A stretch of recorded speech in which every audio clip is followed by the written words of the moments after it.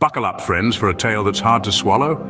Picture a man, Charles Osborne from the good old USA, who embarked on an adventure in 1938, not of miles, but of hiccups. Yes, you heard it right, hiccups.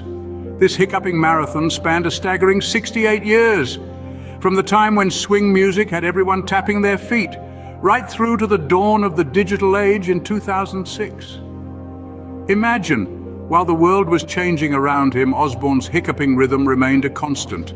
From the jitterbug to the moonwalk, from vinyl records to MP3s, his hiccups played the soundtrack of his life.